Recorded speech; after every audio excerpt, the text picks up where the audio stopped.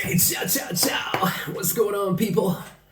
It's day number 48. It's Nedelia. I hate saying that word. I hate Ponedjelak more. Ponedjelak. I hate that word. That's the word for Monday. I hate it even worse. But today's day 48. Yesterday, maybe you noticed, I didn't post day 47. I said, day 47 wasn't important. I just wasn't in a good mood. I was depressed yesterday.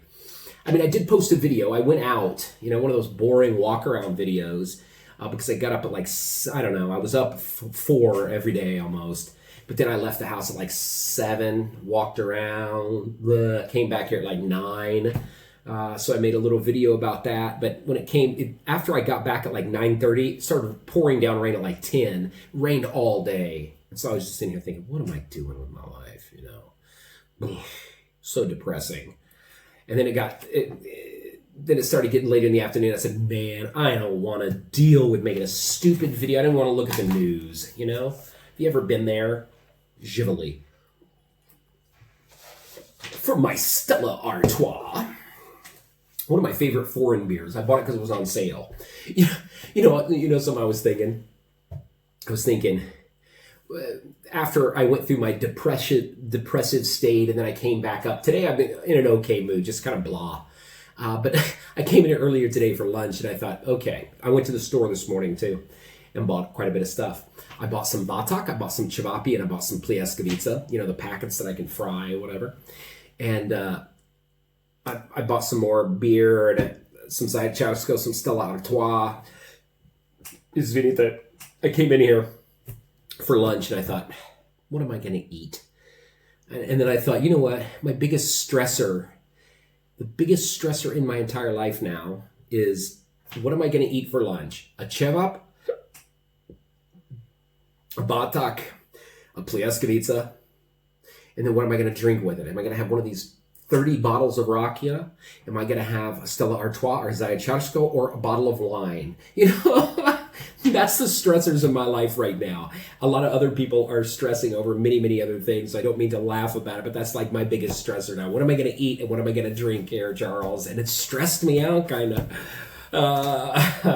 So crazy.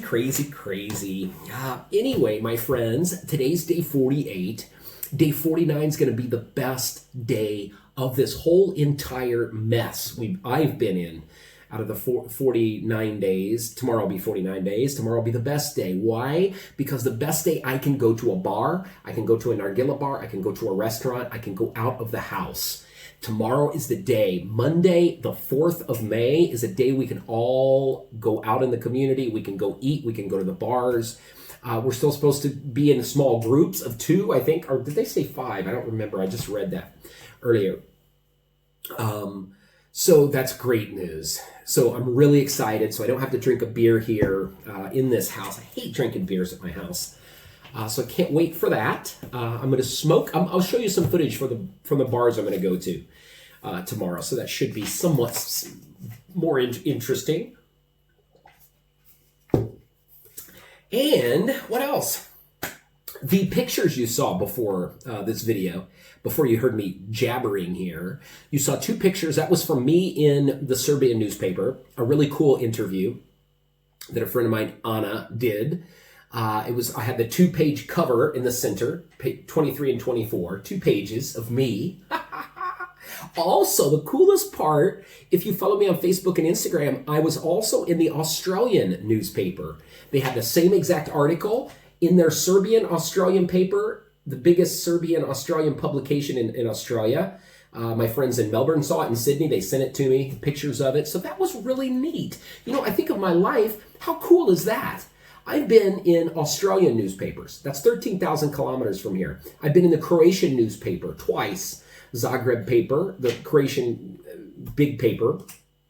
I've been in the Sarajevo local paper. I've been in the paper in Banja Luka.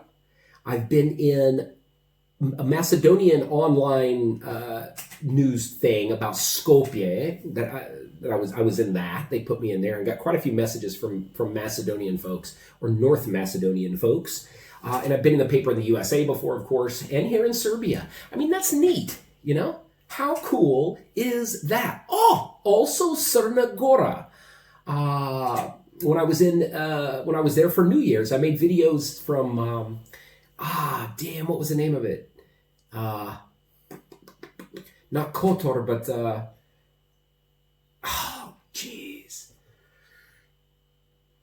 Herceg-Novi. Yeah, dude, I've been in newspapers all over the place, man. How cool is that? So I'm honored for that. So that was some pictures of that article. The other picture was a burnt Serbian Orthodox church, Sveti Sava. That's that church in downtown New York City that burnt to the ground 4 years ago today, my friends. In 2016, May 2nd, that caught fire, or May 3rd, sorry. Caught fire 4 years ago today and burned it to the ground. Really tragic, scary. And there was still a lot of talk. Was that arson? You know, there was lots of, I don't know what they end up determining on that. But anyway, it's a sad day for the Serb folks in New York. Let's get to business here, wanna? The numbers here today. 9,464 total folks have been afflicted here in Serbia. That's up only 102, which is great numbers. 4 from today passed away, which is up to a total of 193 folks perished. Which, if you look at in Denmark, okay, what's the population of Denmark? I don't know, but they've had like 9,523 people afflicted with it, and they've had 484 die. Serbia, 9,464. We've only had 193. And according to Brnabic and President Vucic, if it wasn't for that gerontology thing down there, our numbers would look so much better than the afflicted and the deaths that we currently have. So that's not bad, right? Anyway, that's what's going on here. We're right ahead of Bangladesh. Opa bato. But just like by 14. So by tomorrow, they should blow us away, I hope. But tomorrow's going to be we're going to see what's going to happen after tomorrow, since we're allowed to go back out and go into restaurants and do things like that. We'll see what the numbers, how that affects things here so far. I saw in the state of Georgia, you know, if you follow anything about the United States, the state of Georgia had opened up, it allowed businesses to open, and they just had like 1,000 cases here yesterday or the day before, a little bit after allowing those businesses to open. So hopefully that doesn't happen here in our country. And what else, my friends? What else is worth our time? One interesting thing, and let's start with Ana Brnabic. Ana Brnabic, they had a little article about her. She gave an interview, and she said, over the last few days, less than 2% infection rate after the massive amount of tests they're being able to do now, thanks to China, they said. Today, we will have tested over 100,000 people in total, and we're currently at it's like 101,116, I think was the total number. So we've surpassed 100,000 people we've been able to test. In the last few days, it's been less than 2% affected. So she said that's great. She said we have the best results in this part of Europe. She said, during this crisis, we never ran out of food. We never ran out of medicine. We didn't have people on the hospital floors, nor did we have mass burials. We were more prepared than many other countries in Europe. No country can compare to us in the number of respirators we had, thanks to President Vucic. That's what Ana Brnabic had to say, the Prime Minister.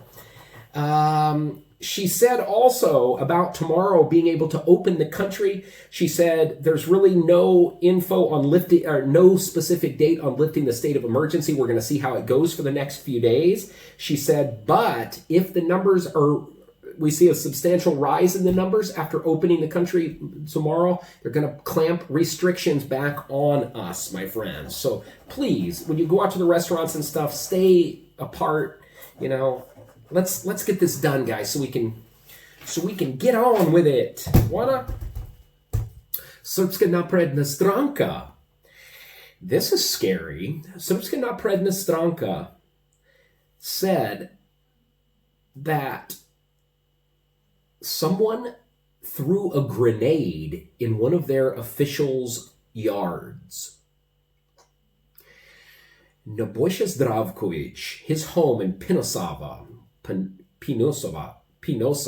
where's that at? I don't know. But they said Nebojša Zdravkovic, somebody had went by and threw out a grenade that was missing the firing pin.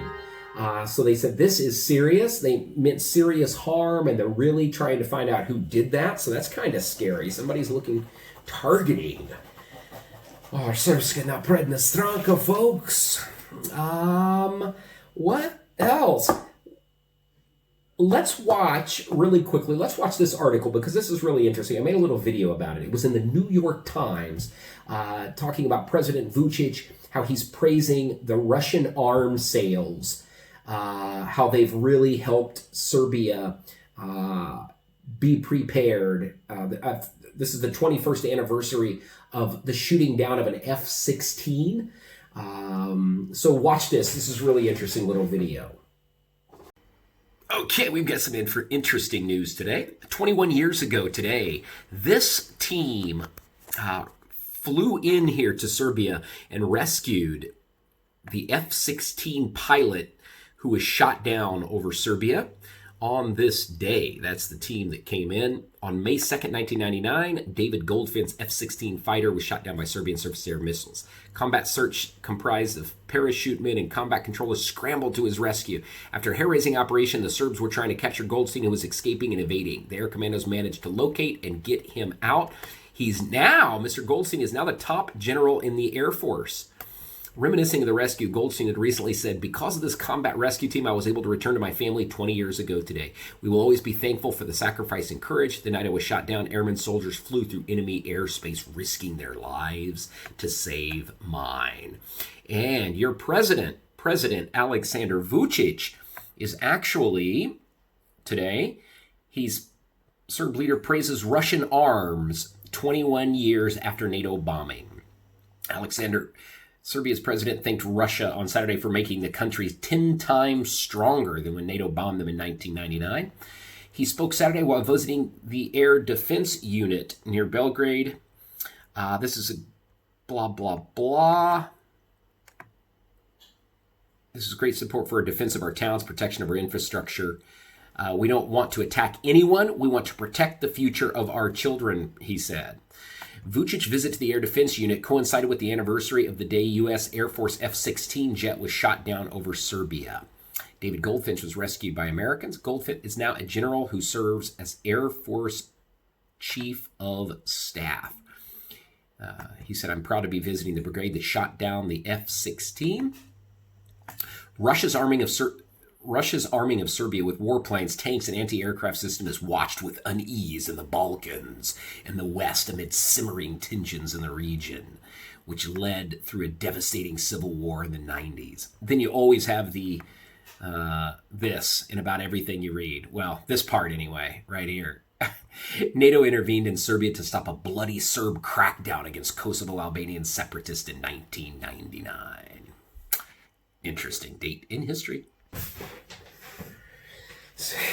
So wasn't that interesting? You guys are 10 times stronger than you were in 1999. So good for you and good for Russia.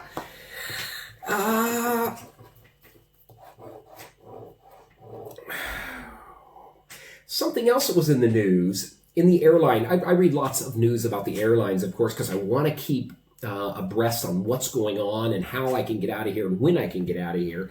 And the Minister of Transportation, I didn't write their name, I can't recall, I don't even want to say, but the Minister of Transportation here in Serbia, they're very interested in purchasing all the shares of Air Srbija back from Air Etihad. Air Etihad owns 49% of Air Srbija, and the Serbian government's interested in purchasing those 49 shares and having it back as controlled by Serbia. They said that the reason being it's national pride, first of all, and they've seen how effective and how valuable having a carrier here has been during this crisis. They were able to fly home, I forget, 7,000, how many Serbians, because they had it. They said a country like Macedonia who didn't, they had to ask Wizz Air to come and fly and try to repatriate people, but Serbia was able to do it. They said Air Srbija last year had a loss of $33 million, and they're expecting double that this year. But that is something that might be happening very soon. So it's interesting stuff, huh? Something else that was in the news that I found somewhat interesting. In Zlatibor. Zlatibor is now home to the world's longest multi-stage gondola. It's that big ski lift. I didn't realize they call them a gondola, but it's a big ski lift, and it's 5.5 miles long or 9 kilometers long. That is the world's longest. Did you know that? It said it can bring up to 1,200 passengers an hour, and it takes 25 minutes to go that full length.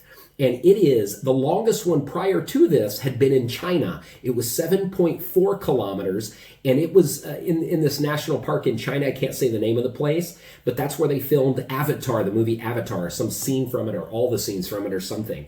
But 7.4 kilometers, and now we have one that's 9 kilometers long. So good for you, Zlatibor. Man, that'll really, really help things. Something that's always shocked me is the pricing. You know, when you look at ski pricing, the difference between the Swiss Alps and like other big ski places, Serbia is one of the most expensive, you know? That's what I've always heard. My friend said, man, to go to Koponik and pay for your ski pass 3 or 4 nights in one of their rooms, it's expensive, you know? So that'll probably make it more expensive. But anyway, that's interesting. Maybe that'll draw in a lot more tourists.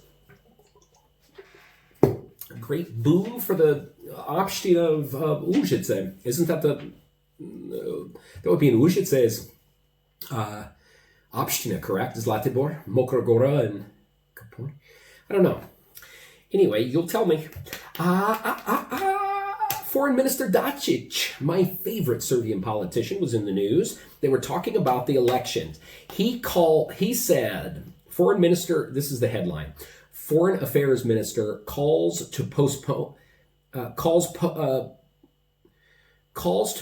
elections until fall unacceptable. So he's saying any sort of postponing the elections till the fall is unacceptable. I wrote that down very weird. So he does not want these to be postponed until the fall. He said, this is his quote, he said, there is a constitution in this country. We have laws, and the time when elections will take place depends on lifting the state of emergency. So he said, and Serbia has made extraordinary results against this hidden enemy, COVID-19. So anyway, I guess they met. Today is the day I think they're supposed to meet, or no, tomorrow's the date. I think they're having their election. They're getting all the parties together to discuss the election, but they want it done very, very soon. And what else, my friends? I think that's about it that I wanted to cover with that. I mean, quickly, I've got here an email, and this is a very controversial subject here, so I'm saving it to last. Oh, man, I got the hiccups. I ate literally this much of a jar of Ivar. That stuff's like so addictive. It's like my heroin, you know? Anyway, let's read this interesting email. You want to? Okay, here we go. It's going to be very controversial. So please, folks, Serbians, I know how you feel. Just be polite here, would you? Hey, Charles, how are you doing? I'm doing well. I really enjoy your videos. You do a fantastic job. Don't listen to those losers. I'll beat the shit out of them. Thank you, James. But listen, I don't need any help. I'm very well connected here in Serbia. I've got friends in high places. I've got friends in low criminal places. I've got people all over, and I'm very well protected. I can take care of anybody if I see them and I know who they are. Okay? I've done it before. Okay? That's a hint, hint. Don't mess with me. Okay? Anyway, Charles, I was wondering if you could do a favor for me.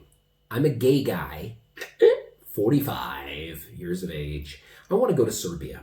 I was hoping I could connect with some other Serbs who happen to be gay. Do you know of any organizations or clubs there, or any tips that I should or should not do? This might be a bit much, but would you consider talking about the gay community in Serbia? I have heard they can be homophobic there, but it would give me hope as I think others who are gay and Serbian. I have heard they can be homophobic there, but it would give me hope as I think others who are gay and Serbian. As would it give others hope. Okay, I get it. Maybe you could get someone to talk with you on one of your vlogs. You're a good dude. We love you. James from Canada. Okay, James from Canada, thank you, my friend. Thank you for the support, for all your nice words. And, you know, the question you just ask, you're going to get some really vicious and disgusting comments under this, I'm sure, for any of the people who stuck around long enough to listen to it here in Serbia. Here in Serbia, I've been here for about 10 years. Serbia is a very conservative country in my viewpoint. The cities, of course, are a little less, just like in any country. You know, the cities are, you know, more diverse and more somewhat accepting of things like that. But all in all, if you're going to come here for that, just tone it down, you know. Don't find somebody and hold hands or kiss another man in public, because it won't be treated very well at all. If you Google the gay parade Belgrade, you'll see lots of different articles. I remember I was here in Serbia when their first gay parade that they had, and I was going to Belgrade, and I walked up this hill, and I noticed there's troops everywhere, these shields, military. You get up there, there was no shit, this tank-looking thing. I was like, what in the hell? And people said, oh, this is a gay parade here. It's going to happen. It's like, Jesus, they had to bring in the military. That tells how difficult it is for homosexuals here. I know quite a few folks who are. They've messaged me, and I've got a couple good friends who are, and they said, man, it's not easy here. It sucks. People are so discriminatory here, and things like that. But, you know, if you go way, way back, this is an Orthodox Christian country. The Orthodox Christianity is one of the oldest churches, and they don't, like some churches will adapt to different things. The Orthodox Church is old school, and Serbians are traditional people. Family here is very important, and everywhere you go, somebody like me, every time I go to people's homes, grandma, mom, first question they're going to ask you, if you go to somebody's home, the first question they're probably going to ask is, what is his name? And then they're going to ask somebody, whoever you're there with, to translate. They're going to say, is he married? Because it happens all the time. They just want to know if you're married, do you have kids? If you say no, they're going to, what's wrong with him? Is he retarded? Or is he gay? Or something. You know, that there's a problem, because that's just how it is here.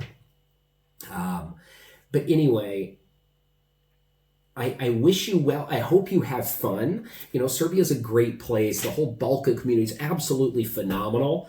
But I would, if you're looking for a gay destination, I would probably not pick Serbia as a place to come to enjoy your whatever you want to do, your gay things, because I don't think that there's going to be that many. Somebody said here in this town, there at Petrovaradin Fortress, somebody said there was a gay club, and there was also one down here. One time, me and some of my friends went into a bar. We were sitting in there, and one of these little passages, and somebody said, hey, this is like gay-friendly place. We're like, what, really? We didn't know that. So, I mean, you can find it, I'm sure. What I would recommend is Google. Just Google it, and I'm sure you can find some in Belgrade, because Belgrade's the capital city. It's got 2.5 million people. And then maybe try to reach out that way. I've got some friends, maybe I could ask them if they would be interested in writing to you, because I've gotten that request before from people to mention. There was a lot of people in the past that messaged me and said, Charles, you always say everything great about Serbia, and Serbians are the best, but not if you're gay. Serbian people are bad. You know, I heard that so many times to talk about the subject. I didn't want to really talk about the subject until you messaged me here, because I know it's just going to bring up a lot of not so friendly comments, James, you know. But Serbian people are good people. Don't let anybody ever tell you any different. It's just that the way I see it here, the West, in the U.S., I'm a liberal, okay? U.S. is 320 million people, different colors. We're different religions. My family alone has seven different religions in it. Methodist, Baptist, Lutheran, Apostolic, Jehovah's Witness, Catholic, and a Scientologist. So we're different. You can't have one thing ruling over many extremely different people. Here in Serbia, the vast majority of people here are Orthodox Christian. The vast majority are Caucasian. So in the USA, I'm more liberal because I believe in social programs. I believe in the environment. I believe in taking care of that kid who doesn't have any food on his table, ensuring that he has food, trying to get him a free education, trying to make sure he has free health care if he gets sick. That's why I support the lefty causes in the United States of America. Also, Indian rights, African American rights, Hispanic rights, refugee immigrant rights, I believe, in the USA. Here in Serbia, I'm very different. I'm more of a right wing here in Serbia, my views. So it does change. I mean, people here in Serbia, they favor more the right in the USA. They're more pro-Trump, pro-conservative. I'm not in the least, you know. I despise that. I don't like to be labeled, really, because I didn't vote for Hillary Clinton last time. I voted for the Green Party, which is just ridiculous. It's more or less throwing your vote away, but I refuse to vote for Hillary Clinton. This time, I'm going to refuse to vote for Joe Biden because I don't like him, and I will never vote for Donald Trump. So I'm going to vote for the Green Party again, whoever the hell the guy is, I don't know. But you can have different ideology depending on where you're at in the world. Over there, the way America needs to run is that way. You know, here in Serbia, it does not need to be run that way. And that's what I find frustrating. The European Union, America, we have they dangle this fishing pole with a carrot on it in front of Serbia. Hey, you can join the European Union, but you have to do this, you have to do that, you have to accept gay people, you have to have gay parades in your country, you have to do that kind of things to be allowed in, even though it's not, I don't think they should be doing that. The great thing about somebody like me, I like to travel the world. I mean, I've been to 45 countries, okay? If every country was forced to behave and think and do exactly the same thing, why would you travel, you know? You want to experience those differences in the people. That's what makes it interesting. It's fun to travel and go to a beach and go to a mountain, but the best part about travel is to meet and sit and talk and learn the differences and the commonalities that you have with the local people. That's what makes it fun and special. You know, I don't want, and I don't think the governments of the European Union and U.S. should come into this country, a sovereign country, and tell them you need to accept this and this and this and this. No, you know, that is not right, in my opinion. And their prime minister, Brnabic, she's a lesbian. And she's the prime minister of this country, very powerful woman here. She's married, and I think she has a kid, adopted a child. But I think a lot of that was done just to appease the European Union, you know, to say, hey, look at us. Okay, we have a lesbian here. Let us into the European Union. I think that's what it was. No disrespect to her or her supporters, or I'm sure she's a very bright, wonderful woman that's very talented. But I think that's the reason she was chosen for that position. And I think it's dead wrong for big countries to impose things like that on a smaller country, you know. I think it's ridiculous. And so anyway, regardless of what you do, where you go, I hope you have fun. And I think you could have fun here. You know, there's people here that would show you a good time, and you know, you're going to love the country and the culture, but it's just not a safe place to walk around and to let people know. And no disrespect to you or anything like that. Hope I answered your questions. Anyway, my friends, that's it. Tomorrow I'm going to the bar. I'm going to the restaurant. I'm going to smoke some shisha. I'll talk to you then. Ciao, ciao.